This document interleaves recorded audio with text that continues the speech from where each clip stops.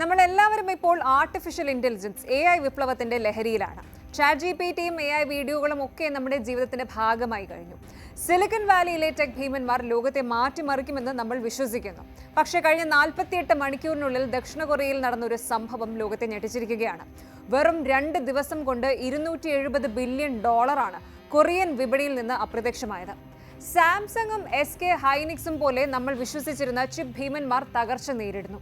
ഇതിന് കാരണം സിലിക്കൺ വാലിയിലെ പ്രശ്നങ്ങളല്ല, മറിച്ച് പശ്ചിമേഷ്യയിലെ ഹോർമുസ് കടലിടുക്കിൽ ഉയരുന്ന പുകയാണെന്ന് പറഞ്ഞാൽ നിങ്ങൾക്ക് വിശ്വസിക്കാൻ സാധിക്കുമോ? AI വിപ്ലവത്തിന്റെ ശ്വാസം മുട്ടിക്കുന്നത് ആരാണ്? പരിശോധിക്കാം. ആധുനിക ലോകം ഇന്ന് ആർട്ടിഫിഷ്യൽ ഇന്റലിജൻസ് അഥവാ കൃത്രിമ ബുദ്ധിയുടെ വൻ കുതിപ്പിനെ കുറിച്ചുള്ള ചർച്ചകളിലാണ്. സിലിക്കൺ വാലിയിലെ ടെക് ഭീമന്മാരും സോഫ്റ്റ്വെയർ എഞ്ചിനീയർമാരും ഈ വിപ്ലവത്തിന്റെ അമരക്കാരായി വാഴ്ത്തപ്പെടുമ്പോൾ അധികം ആരും ശ്രദ്ധിക്കാത്ത എന്നാൽ നിർണായകമായ ഒരു കണ്ണിയാണ് ഈ ഒരു സാങ്കേതിക കുതിപ്പിന്റെ പിന്നാമ്പുറത്തുള്ളത്. സമീപ ദിവസങ്ങളിൽ ദക്ഷിണ കൊറിയൻ ഓഹരി വിപണിയിലുണ്ടായ അപ്രതീക്ഷിത തകർച്ച ലോകത്തിന് നൽകുന്നത് വെറും ഒരു സാമ്പത്തിക മുന്നറിയിപ്പല്ല, മറിച്ച് ലോകം കണ്ടുകൊണ്ടിരിക്കുന്ന AI സ്വപ്നങ്ങൾ എത്രത്തോളം ദുർബലമായ അടിത്തറയിലാണ് നിൽക്കുന്നത് എന്നതിന്റെ കൃത്യമായ സൂചനയാണ്. പശ്ചിമേഷ്യയിലെ സംഘർഷങ്ങളും ഹോർമുസ് കടലിടുക്കിലെ എണ്ണക്കടത്തും എങ്ങനെയാണ് ദക്ഷിണ കൊറിയയിലെ ചിപ്പ് നിർമ്മാണശാലകളെയും അതുപോലെ ആഗോള AI മേഖലയും തളർത്തുന്നത് എന്നത് ഗൗരവകരമായി പരിശോധിക്കേണ്ടിയിരിക്കുന്നു. ആദ്യം നമുക്ക് ആ കണക്കുകളൊന്ന് നോക്കാം. ദക്ഷിണ കൊറിയയുടെ വിപണി സൂചികയായ കോസ്പി വെറും 48 മണിക്കൂറുകൾക്കുള്ളിൽ, അതായത് 2 ദിവസത്തിനുള്ളിൽ 15% ഇടിഞ്ഞു. ഏകദേശം $270 ബില്യൺ മൂല്യമാണ് വിപണിയിൽ നിന്നും തുടച്ചു നീക്കപ്പെട്ടത്. കഴിഞ്ഞ 576 ദിവസത്തിനിടെ ആദ്യമായി ഇവിടെ സർക്യൂട്ട് ബ്രേക്കർ ഉപയോഗിക്കേണ്ടി വന്നു, അതായത് വിപണിയിലെ കച്ചവടം തന്നെ നിർത്തിവെച്ചു. ഈ തകർച്ചയ്ക്ക് നേതൃത്വം നൽകിയത് ലോകത്തിലെ സെമി കണ്ടക്ടർ ഭീമന്മാരായ സാംസങ് ഇലക്ട്രോണിക്സും SK ഹൈനിക്സുമാണ്. സാംസങ്ങിന്റെ ഓഹരികൾ 10%, SK ഹൈനിക്സിന്റേത് 12%മാണ് ഇടിഞ്ഞത്. എന്തുകൊണ്ടാണ് ഇത് ഇത്ര ഗൗരവകരമാകുന്നത്? കാരണം ലോകത്തിലെ ആകെ AI ചിപ്പ് വിപണിയുടെ 80% നിയന്ത്രിക്കുന്നത് ഈ 2 കൊറിയൻ കമ്പനികളാണ്. NVIDIA പ്രോസസ്സേഴ്സ് നിർമ്മിച്ചാലും അതിന് പ്രവർത്തിക്കാൻ വേണ്ട high band width memory HBM വരുന്നത് കൊറിയയിൽ നിന്നാണ്. AIയുടെ ശ്വാസം എന്ന് വിശേഷിപ്പിക്കാവുന്ന ഈ മെമ്മറി ചിപ്പുകളുടെ ഉൽപ്പാദനം ലോകത്ത് പ്രധാനമായും നടക്കുന്നത് ഒരേ ഒരു രാജ്യത്താണ്, ദക്ഷിണ കൊറിയയിൽ.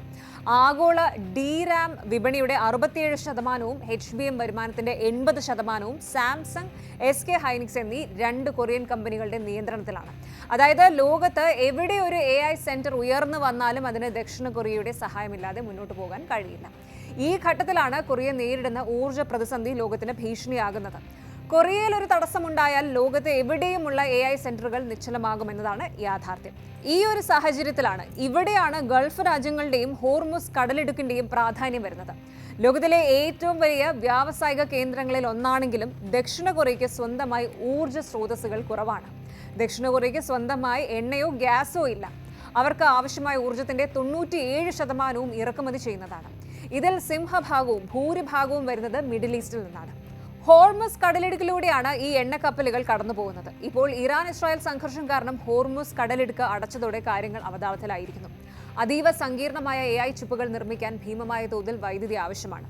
ഊർജ്ജമില്ലെങ്കിൽ ചിപ്പുകളില്ല, ചിപ്പുകളില്ലെങ്കിൽ AI വിപ്ലവവുമില്ല. ശരിക്കും പറഞ്ഞാൽ AIയുടെ ജീവവായു ഇപ്പോൾ ഹോർമുസ് കടലിടുക്കിൽ അവിടുത്തെ ഓളങ്ങളിൽ കുടുങ്ങിക്കിടക്കുകയാണ് എന്ന് സാരം. മറ്റൊരു ഞെട്ടിക്കുന്ന വിവരം എന്താണെന്ന് വെച്ചാൽ ഈ ചിപ്പുകളുടെ ആഗോള സ്റ്റോക്ക് അല്ലെങ്കിൽ ബഫർ സ്റ്റോക്ക് വളരെ കുറവാണ്. നിലവിൽ ലോകത്ത് ഈ മെമ്മറി ചിപ്പുകളുടെ സംഭരണം വളരെ കുറഞ്ഞ അളവിൽ മാത്രമാണ് ഉള്ളത് എന്നതും ആശങ്ക വർദ്ധിപ്പിക്കുന്നു. DRAM ചിപ്പുകൾ വെറും 2 മുതൽ 3 ആഴ്ചത്തേക്കും അതുപോലെ NAND ഫ്ലാഷ് ചിപ്പുകൾ 3 മുതൽ 4 ആഴ്ചത്തേക്കും മാത്രമേ ലോകത്ത് നിലവിൽ സ്റ്റോക്ക് ഉള്ളൂ എന്നാണ് കണക്കുകൾ സൂചിപ്പിക്കുന്നത്. ഹോർമുസ് കടലിടുക്കിലെ പ്രതിസന്ധി ഒരു മാസം നീണ്ടു നിന്നാൽ ലോകം മുഴുവൻ ചിപ്പുകൾക്കായി നെട്ടോട്ടമോടും. ലോകത്തെ AI വിപ്ലവം തന്നെ പാതി വഴിയിൽ നിലയ്ക്കുന്ന അവസ്ഥയുണ്ടാകും. ഉൽപാദനത്തിൽ കുറവ് വരുന്നതോടെ ചിപ്പുകളുടെ വില കുതിച്ചുയരുകയും കമ്പനികൾ തങ്ങളുടെ വിപുലീകരണ പദ്ധതികൾ മാറ്റിവെക്കുകയും ചെയ്യും. ലാപ്ടോപ്പുകൾ, സ്മാർട്ട് ഫോണുകൾ, സെർവറുകൾ എന്നിവയുടെ വില കുതിച്ചുയരും. നമ്മുടെ കയ്യിലുള്ള ഫോണുകൾക്ക് പോലും വൻ വില നൽകേണ്ടി വരുന്ന അവസ്ഥ. ഇത് കേവലം ഒരു സ്റ്റോക്ക് മാർക്കറ്റ് പ്രശ്നമല്ല, മറിച്ച് നിങ്ങളുടെ പോക്കറ്റിനെ നേരിട്ട് തന്നെ ബാധിക്കുന്ന ഒരു കാര്യമാണ്. കൊറിയൻ വിപണിയിലെ തകർച്ച വെറും ഒരു പ്രാദേശിക പ്രശ്നമല്ല എന്നും അത് ആഗോള AI ഇൻഫ്രാസ്ട്രക്ചറിന്റെ ദൗർബല്യമാണെന്നും വിശകലന വിദഗ്ധർ ചൂണ്ടിക്കാട്ടുന്നത് അതുകൊണ്ടാണ്. ഇനി വിപണിയിലെ മറ്റൊരു രസകരമായ മാറ്റം കൂടി ശ്രദ്ധിക്കണം. ചിപ്പ് കമ്പനികൾ തകരുമ്പോൾ പ്രതിരോധ മേഖലയിലെ കമ്പനികൾ കുതിക്കുകയാണ്. ഹാൻവ എയറോസ്പേസ് പോലുള്ള കമ്പനികളുടെ ഓഹരികൾ 20% വർദ്ധിച്ചത്. ഊർജ്ജം എന്നത് പരിഹരിക്കപ്പെട്ട ഒരു പ്രശ്നമല്ല എന്നും അത് ലോകത്തിലെ സകല സാങ്കേതിക മുന്നേറ്റങ്ങളെയും തടയാൻ ശേഷിയുള്ള ഒന്നാണ് എന്നും നിക്ഷേപകർ തിരിച്ചറിഞ്ഞു തുടങ്ങിയിരിക്കുന്നു. നിക്ഷേപകർ ഇപ്പോൾ ചിന്തിക്കുന്നത് AI ലാഭത്തേക്കാൾ യുദ്ധകാലത്തെ സുരക്ഷയെക്കുറിച്ചാണ്. AI എന്ന സ്വപ്നത്തെക്കാൾ ഉറപ്പുള്ള പ്രതിരോധ ഊർജ്ജ മേഖലകളിലേക്ക് പണം മാറുകയാണ്. ഇത് ആഗോള AI കുതിപ്പിന്, AI സൂപ്പർ സൈക്കിൾ, അതിന് ഒരു വലിയ ബ്രേക്കാണ് നൽകിയിരിക്കുന്നത്. ഇനി ഇന്ത്യയെ ഇത് എങ്ങനെ ബാധിക്കും? ശരിക്കും ഈ ഒരു പ്രതിസന്ധി ദക്ഷിണ കൊറിയയിൽ മാത്രം ഒതുങ്ങി നിൽക്കുന്ന ഒന്നല്ല. ഇന്ത്യയും ഊർജ്ജത്തിനായി മധ്യേഷ്യയാണ് പ്രധാനമായും ആശ്രയിക്കുന്നത്. എണ്ണവില വർദ്ധിക്കുന്നത് ഇന്ത്യയിലെ പണപ്പെരുപ്പം, ഇൻഫ്ലേഷൻ കൂട്ടുകയും രൂപയുടെ മൂല്യം കുറയ്ക്കുകയും ചെയ്യും. ഇന്ത്യയിൽ ഇപ്പോൾ കുതിച്ചുയർന്ന ഡേറ്റാ സെന്റർ ബിസിനസ്സിനും ഇത് കനത്ത തിരിച്ചടിയാകും. ഇത് ഇന്ത്യയിലെ വളർന്നു വരുന്ന ഡേറ്റാ സെന്റർ വിപണിയെയും സാങ്കേതിക മേഖലയെയും ദോഷകരമായി തന്നെ ബാധിക്കും. വികസിത രാജ്യങ്ങളിൽ AI ഇൻഫ്രാസ്ട്രക്ചർ നിർമ്മിക്കുന്നത് കൂടുതൽ ചെലവേറിയതാകുന്നതോടെ ആഗോള ഡിജിറ്റൽ സമ്പദ് വ്യവസ്ഥയുടെ വേഗത കുറയാൻ ഇത് കാരണമാകും. ആർട്ടിഫിഷ്യൽ ഇന്റലിജൻസ് വിപ്ലവത്തിന് മുന്നിൽ ചിപ്പുകളോ സോഫ്റ്റ്വെയറോ അല്ലെങ്കിൽ പ്രഗത്ഭരായ മനുഷ്യരോ അല്ല ഏറ്റവും വലിയ തടസ്സമായി വരാൻ പോകുന്നത് എന്ന് കൊറിയൻ വിപണി തെളിയിക്കുന്നു. മറിച്ച് ആ ചിപ്പുകൾ നിർമ്മിക്കാൻ ആവശ്യമായ ഊർജ്ജവും അതിന്റെ സുഗമമായ ലഭ്യതയുമാണ് യഥാർത്ഥ വെല്ലുവിളി.